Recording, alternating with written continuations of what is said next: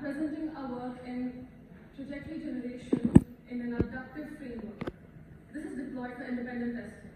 This is joint work with our collaborators at LIDOS, Abductive, and UNS. This work is funded by ARPA and Navy of the USA.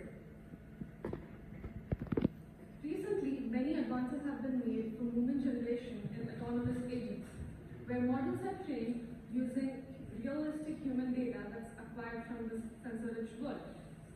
But this brings up the question of privacy of such humans.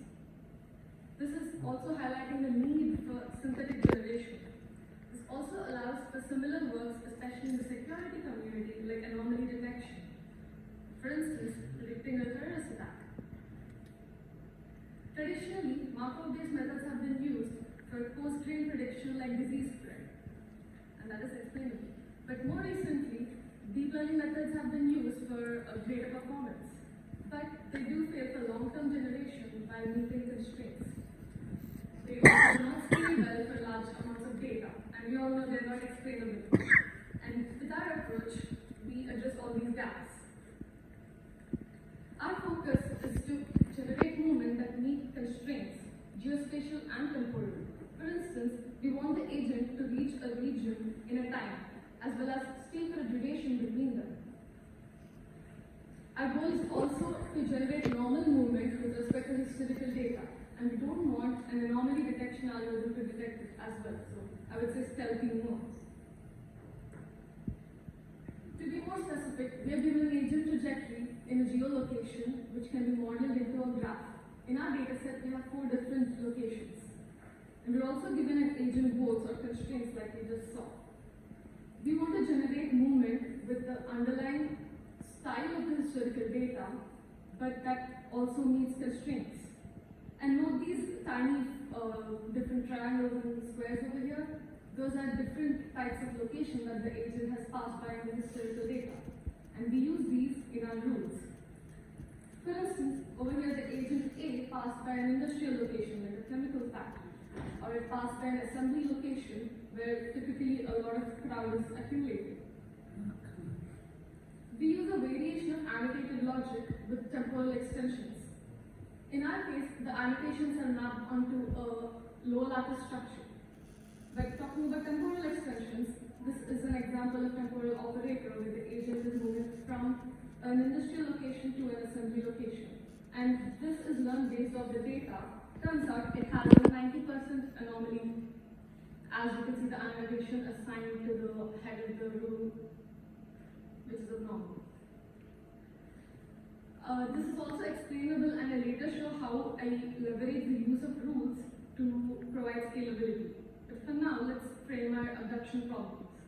So we can use these constraints to get a set of observations, and we have a model which is anomalous behavior of the agent, which is also learned from data.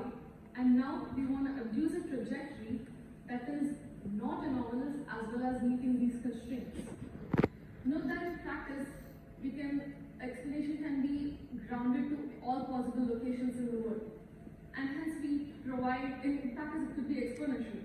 Hence we propose a novel parsimony function to obtain an optimal explanation.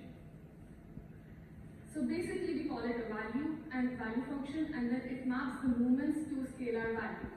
To do so, we use a fixed point operator which is specifically designed for a lower lattice annotated logic to obtain a minimal model for a given program. And then, given this minimal model, all the rules that are fired in our programs are tagged, and then we aggregate the annotations of the heads of those rules to obtain this particular scalar. And note that this scalar is again assigned as an annotation to the abnormal predicate. We know that abduction in general is intractable. So we leverage a property that's specific to the domain that agents cannot teleport from one location to another to bound the set of hypotheses to be a sequence of movements that's consistent with a graphical structure. Now this allows us to use search strategies like depth research or A-star. But to further achieve more tractability, we take the subset of a logic program. And turns out doing so gives us a low bound on the parsimony function or value model. This allows us to use it as a heuristic function. function as well. And we provide generic results for this in our paper. And in practice, for creating such a subset, we leverage this property, which is basically, we know that an anomaly can occur in the right next step or down the path. So considering all possible anomalies, we only consider the one hop away anomalies that are present in the data. And we also know that inferring from longer sequences can be computationally expensive because of the grounding issue as well as the computational parsimony function. So we leverage the modularity of a logic program to efficiently prune away candidate sets during search. To be more specific, since logic program is modular, so when we're computing the parsimony or function or value function in the frontier of the search, it's going to be invariant. Hence, we can pre-compute all these heuristic values for all possible movements. And to achieve further scalability, we can also compute heuristic values in an ad hoc way, so when we need it. So consider a frontier up to depth of 1. So whenever we see certain movements and we think it's going to be plausibly executed, that is when we compute its heuristic only as a need basis. And we also provide results on that scalability as well. And we call that ad hoc computation. So to deploy this, we first consolidate all the raw data, which is population data, into a knowledge graph, and then use a training trajectory in a bottom-up root order to learn a logic program. And then we either pre-compute or use ad hoc computation to compute the heuristic values for all possible movements. Then we divide the abduction problem into sub-problems based on the geospatial temporal constraints, which is our agent's objectives, and employ A-star strategy to generate movements. Coming to our experiments, the first thing we do is verify the admissibility of our heuristic. And as you can see on the left side figure, the heuristic value computed from a subset logic program is always a lower bound than the actual value, as you can see by these dots lying below the diagram. And now we also put up an experiment with DFS to show the significance of using parsimony-based heuristic over here. And as you can see, A-star turns out, the informed search where heuristic is employed, A-star turns out to be tractable. But when we employ DFS, even for a graph size of 15 nodes, it couldn't converge within even 48 hours. Our goal is also to generate movements that are not detected by an anomaly detector. So we ran an internal test using an ensemble machine learning-based anomaly detector against all our generated trajectories. And what you see on the screen over here is the anomaly score ratio for generated trajectories to the training data.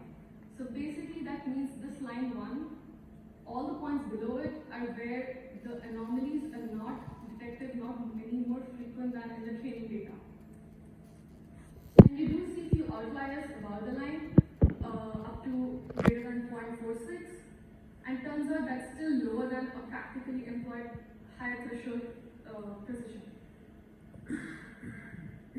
We also show runtime speedups for ad hoc versus non-ad hoc computation. And turns out, as the graph density increases, ad hoc gave higher speedups as seen in this figure, and the maximum went up to 245.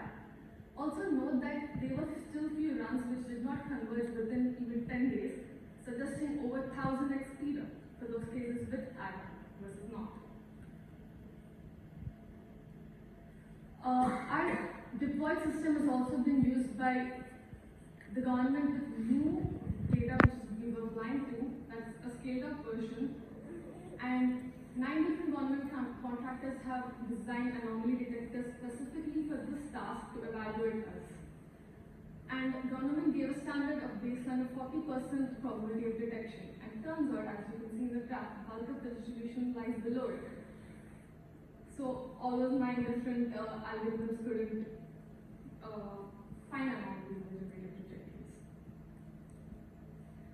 So basically, we generated synthetic data with underlying style of the historical data while meeting constraints. And this was deployed, and we show the efficiency and scalability to large graphs. And we also show the reverse Meston anomaly detection include parallelizing the architecture as well as improvising the logic program. And we can all, because our results are generic, so any subset logic program will still give similar results. And neuro symbolic techniques can also be used from the anomaly detector back into our approach.